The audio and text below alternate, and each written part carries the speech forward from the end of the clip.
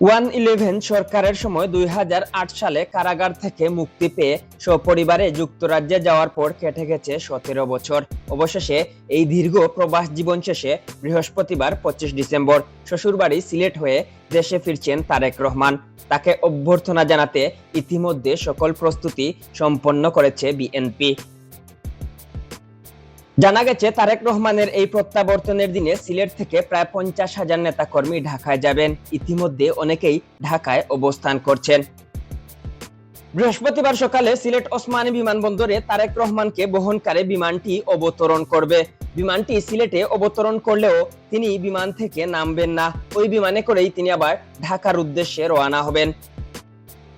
সিলেট ওসমানী বিমানবন্দরে তারেক রহমানকে বহনকারী বিমানটি অবতরণ নিয়ে সিলেট জেলা মহানগর ও আশপাশের জেলার বিএনপির নেতাকর্মীদের উদ্দেশ্যে রুহুল কবির রিজভী বলেন, সিলেট বিভাগের নেতৃবৃন্দ এবং সকল কর্মী ভাইদের জানাচ্ছি, আমাদের প্রিয় নেতা ভারপ্রাপ্ত চেয়ারম্যান তারেক রহমানকে অভ্যর্থনা জানানোর জন্য আপনাদের ভেতরে উচ্ছ্বাস আবেগ মিশে আছে। তারেক রহমানকে বহনকারী বিমানটি সিলেট বিমানবন্দরে অবতরণ করবে। আমি জানাতে চাই, সিলেট জেলা মহানগর বা আশপাশের জেলার কোনো নেতৃবৃন্দ অহেতুক বিমানবন্দরে ভিড় করবেন না, যাবেন না। উনি ওই বিমানেই ঢাকা এসে পৌঁছাবেন। ঢাকায় আমরা প্রস্তুতি নিয়েছি, এখানেই সব আয়োজন হবে। ডেস্ক রিপোর্ট, আধুনিক কাগজ।